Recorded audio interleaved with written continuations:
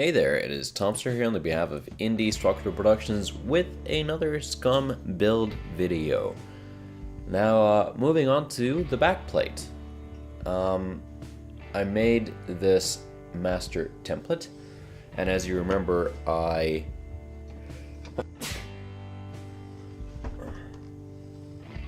sorry about that. There we go. Always sneeze twice.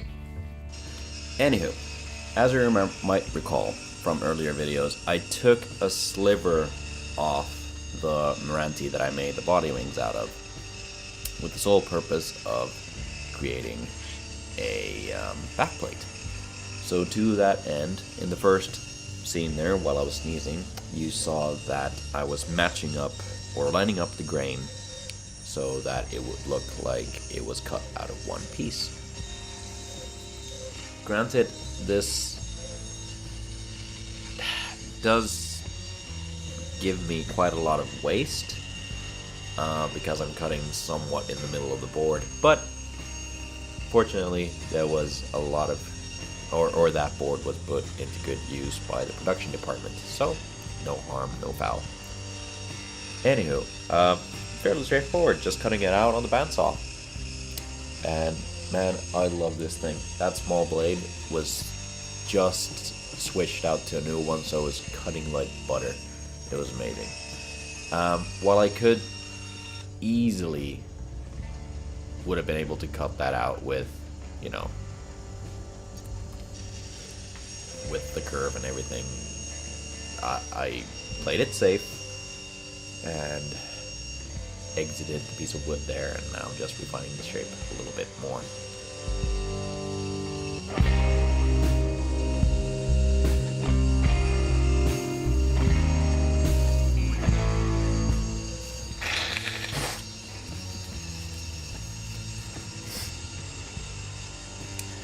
I must say that the reason why I was sneezing quite a bit there is just because I'm currently halfway through sanding some stuff in between videos, so there's a lot of dust in the air, and that's making me sneeze. It's not very nice.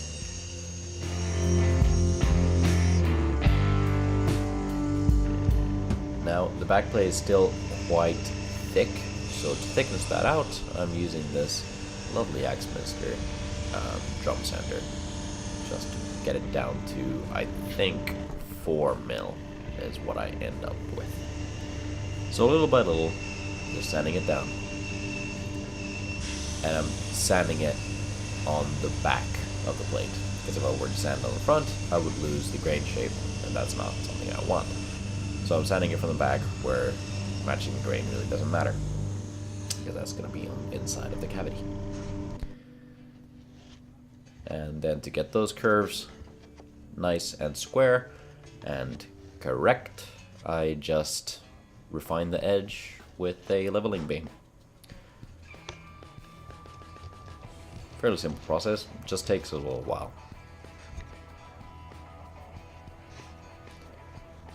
The thing is that this is where having a CNC is really fun, because backplates become absolutely no hassle whatsoever.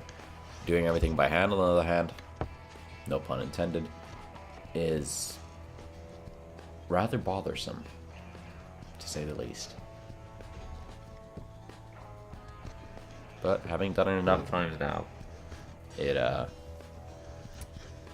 getting faster and quicker and more efficient all the time.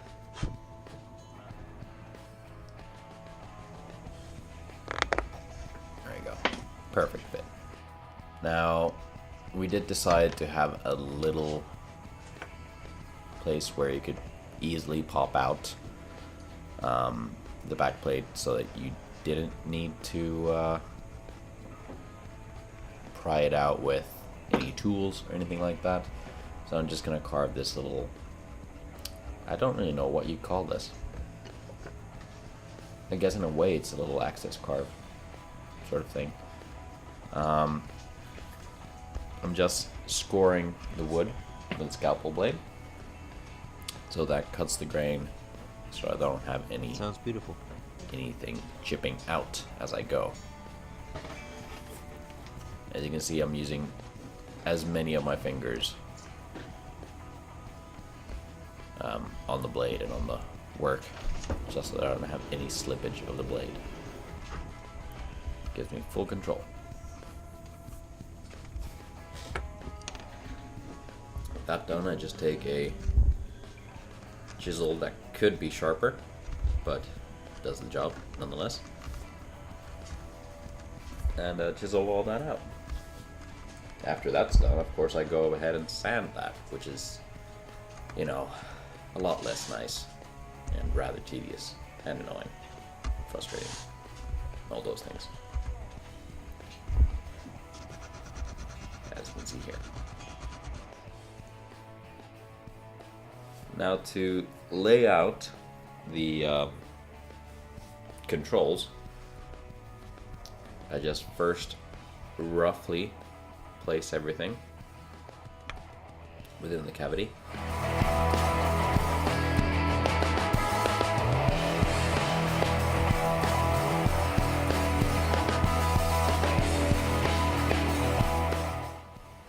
Or roughly mark out where everything would be in the cavity.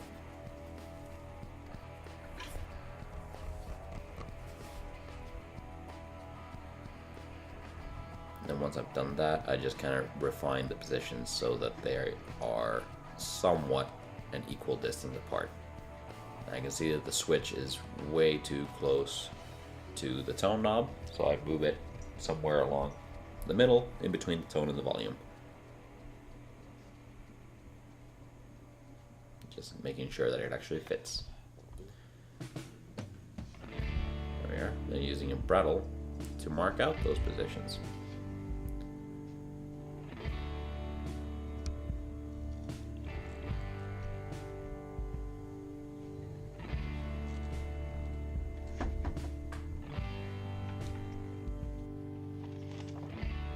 And what I need to start off with are some pilot holes. If I do the holes all together from the back, I am more than likely going to chip out the entire veneer. So this is the safe way of doing it. And then going from the front with the 10 and 8 mil drill bits, or whatever mil drill bits I needed to use.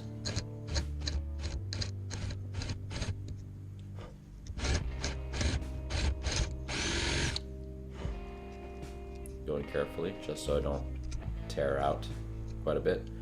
Veneer is tricky, so if you don't have an extremely sharp drill bit, it's very likely to chip things out.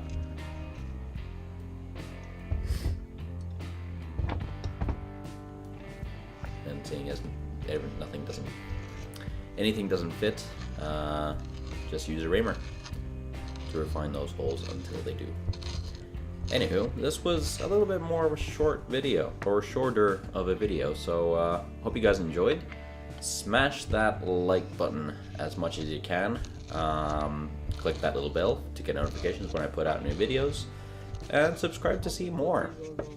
Alrighty, hey, I'll see you guys next week. Bye bye.